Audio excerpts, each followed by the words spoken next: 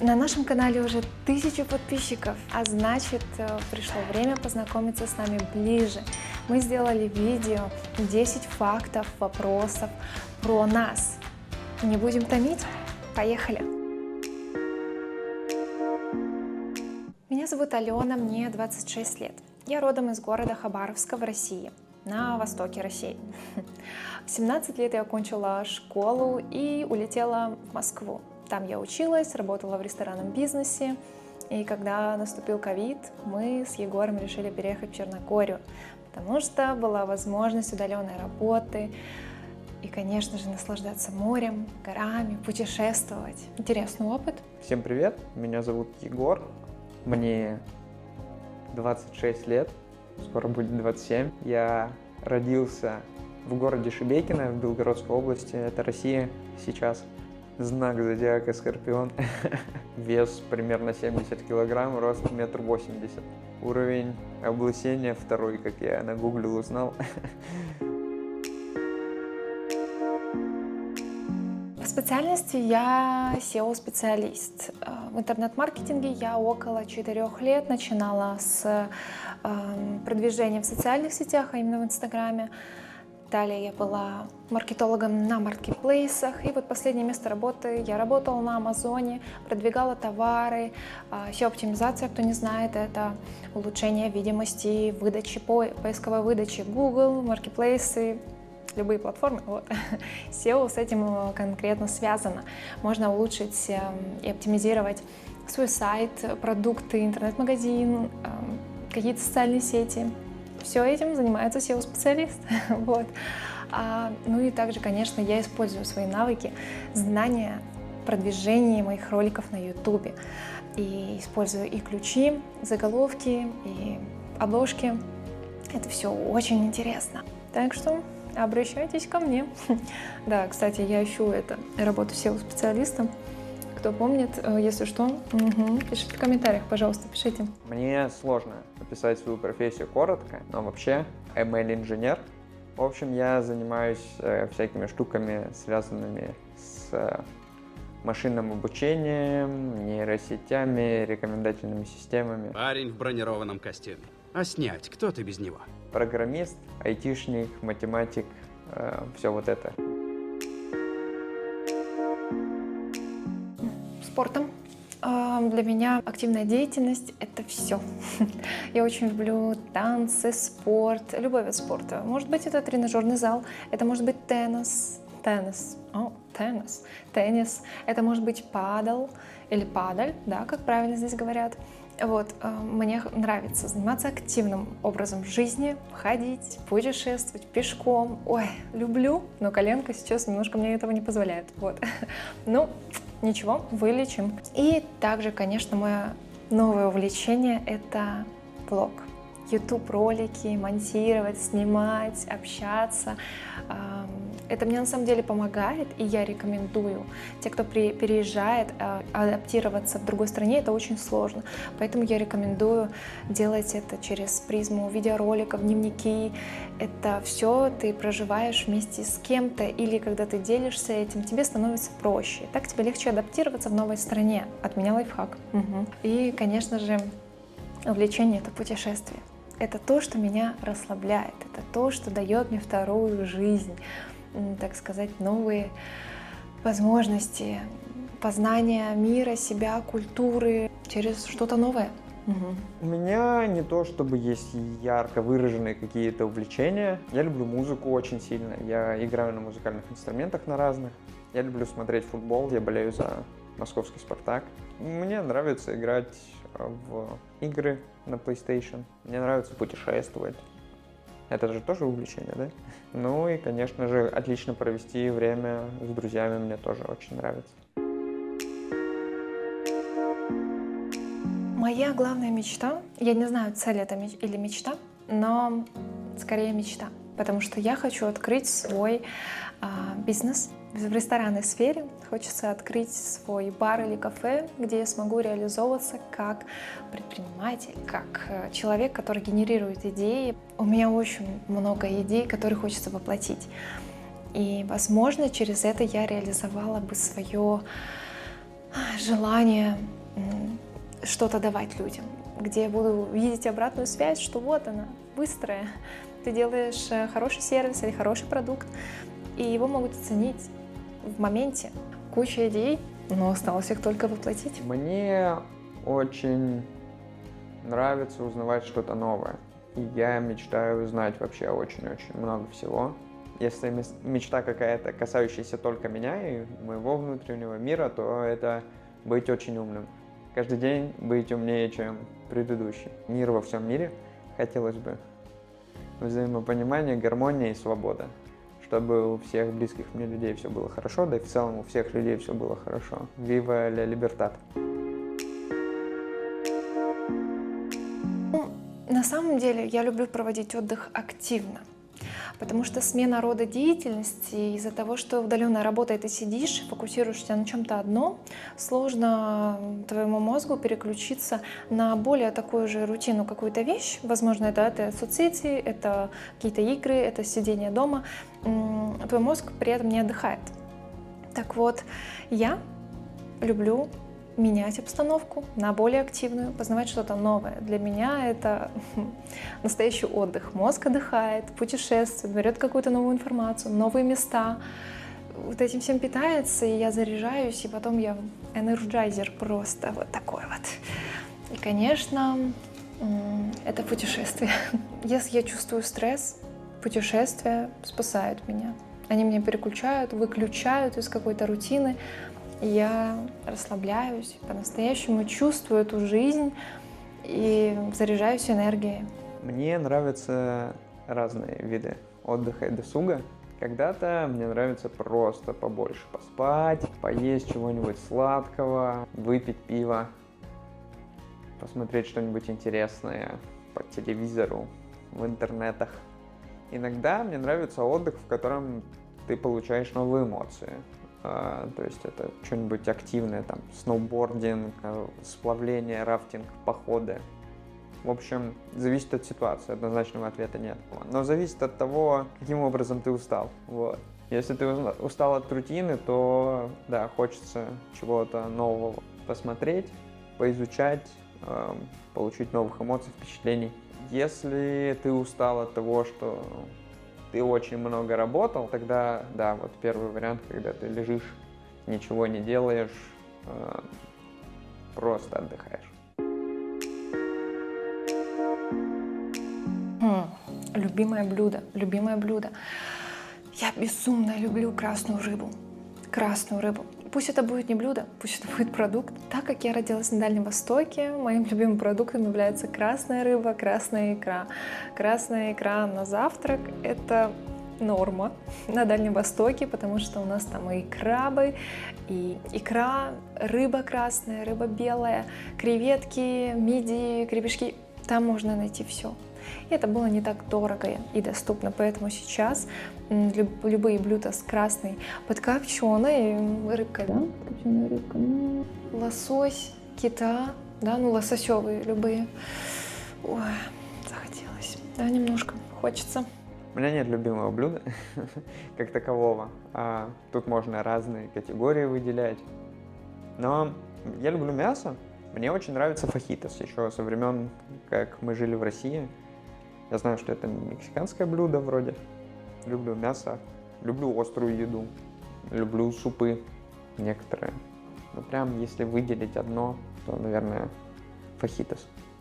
Да, мое любимое блюдо фахитос. На самом деле я меломан. Я люблю самую разную музыку, которая нравится по настроению. Это может быть инструментальная музыка, это могут быть джазовые каверы, это может быть рэп, это может быть поп, это может быть альтернативный рок. Ну, приведу к примеру, да, такие очень популярные музыканты, там Эд Ширан, Imagine Dragons, инструментальные это Мьюте, не уверена, правильно ли я читаю, произношу. Сори. В моем плейлисте от рэпа до рока, до какой-то попсовой совсем музыки. Но я люблю всю музыку. Какое настроение, такая музыка. Вот и все. посоветуйте вашу любимую музыку. Вообще, я считаю, если ты хочешь понять культуру, и когда ты внедряешься, пытаешься адаптироваться в страну, в культуру, где ты живешь, я рекомендую слушать музыку исполнителей тех стран, в которые вы приезжаете. Поэтому напишите, пожалуйста, в комментариях, какую музыку, какие группы порекомендовали бы вы. Пусть это будут какие-то более современные группы разных любых жанров. Но просто напишите об этом в комментариях, и мы обязательно послушаем, чтобы понимать вообще, а что нравится вам, а что слушают в Аргентине. Какую музыку я слушаю? Я слушаю очень разную музыку. На русском языке, на украинском языке, на английском языке, на испанском языке. Вот. Но в основном это что-то динамичное, какой-нибудь поп-панк. Наверное, если топ-жанров выделять, то мне нравится ска, мне нравится поп-панк, мне нравится регги. Зависит от настроения. Мелодичное и связанное со сложной музыкой и интересным сведением, типа Radiohead. Философский вопрос, но на самом деле каждый человек выбирает так, как ему нравится. Он пытается найти что-то свое. И если человеку нравится определенным образом жить, у него определенные взгляды, то и он счастлив в этом, пусть он там верующий или нет, или, может быть, у него есть свои какие-то правила жизни, и он в этом счастлив, то это его выбор, свобода выбора. Вот. И мне кажется, это основа жизни каждого человека, основа не общества, а основа личности. Быть личностью значит делать свой выбор, принимать его и наслаждаться, просто наслаждаться тем, что ты делаешь. Не думая, что это неправильно или правильно. Мы живем так, как мы хотим. Все, свобода личности, она должна быть. И неважно, какие у тебя взгляды, ты окружаешь себя людьми, которые, как понятное дело, близки взглядами с тобой, и ты можешь с ними этим делиться, это обсуждать, и тебе в этом хорошо. Это твое маленькое общество, где ты нашел таких же людей с такими же взглядами и просто думаешь о себе и о своих близких. Вот это маленькое общество, маленькая ячейка, где каждый свободен, каждый свободен. Мне кажется, что в жизни главное быть счастливым, быть свободным. Если ты счастлив и свободен, то все у тебя будет хорошо, мне кажется. Мне не нравятся какие-то навязанные нарративы по типу того, что я должен что-то. Если я с этим не соглашался, что я должен что-то, я не считаю, что я должен. Вот.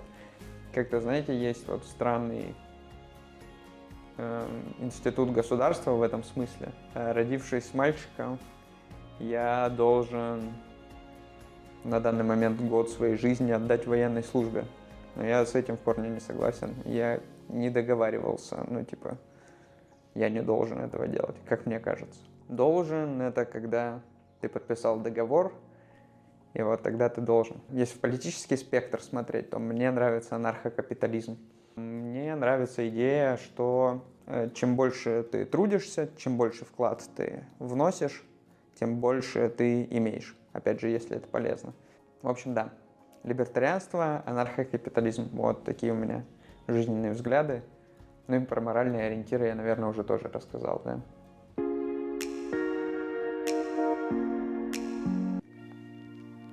Все. На самом деле можно перечислять очень много сильных сторон, но так как мне нужно выбрать 3, пусть это будет целеустремленность, доброта и открытость. Целеустремленность, когда ты ставишь цель, способность уметь зарабатывать, ставить цели, это и в работе, и в жизни. Если есть цель, упорно туда идти, чтобы заработать, приумножить. Это прям просто вообще шикарно. Очень люблю целеустремленных людей. Доброта. Многие могут доброту воспринимать за слабость, но я считаю, что это очень сильное качество человека. Это движок, мне кажется, к пониманию, к открытости, к искренности. И когда ты настроен по-хорошему, по-доброму к человеку, когда ты не используешь какую-то открытую или пассивную агрессию к окружающим, ты уже настроен к чему-то хорошему, Это формирует позитивное мышление в будущем. А когда легко быть злым, угрюмым, неуважительным и на все жаловаться, быть тревожным, это легко, мне кажется. А быть добрым, искренне добрым, просто настраиваться на хорошее, это, наверное, можно доброта, позитивность, можно как-то вместе это все сделать. Егор добр ко мне, к окружающим, очень вежливый. И третий пункт — это открытость. Открытость к коммуникациям, открыто говорить о своих чувствах, о своих мыслях, о своих переживаниях. Мне и в нашей семье принято разговаривать, есть дни, где мы можем обсудить, что было за неделю, что нас беспокоило, тревожило. И мы это можем обсудить очень спокойно, поблагодарить друг друга. И вообще это, в принципе, коммуникация в семье, она очень важна. То есть разговаривать друг с другом, не просто болтать, а разговаривать о том, что наболело, о том, что обидело, о том, что расстроило, в таком спокойном тоне, в спокойной обстановке. И это очень сильно сближает. Вот. Тяжело выделить. И слева, и справа, и спереди, и сзади. Все нормально, не знаю, какую сторону партнера из этого выкинуть. Я бы не стал, у нее 4 сильных стороны. А если серьезно, Алена очень самостоятельная. Меня это всегда цепляло. Особо не приходится что-то придумать, что ей поделать. Она всегда сама найдет себе занятие. Или в какой-то момент может перехватить управление ситуацией. Это я в ней ценю. Второе. Она очень честная. Она очень честный человек. Мы с ней, бывает, не сходимся во взглядах на что-то. Она не стесняется об этом говорить, что она с чем-то не согласна. Я завидую такой честности, честно говоря. Я хочу быть настолько же честным. Иногда мне хочется просто опустить свое недовольство, чтобы просто не спорить. А Алена честная, она всегда скажет, что ей что-то не нравится. И третье, безумная красота, обаятельность, конечно же. Этого не отнять. И это тоже стоит отметить. Вы заметили, да? Это то, что можно заметить по видео, по блогу. В общем, я Алену очень люблю. Там можно бесконечно перечислять качества, за которые я ее ценю и люблю. Но это первые 3, которые пришли в голову.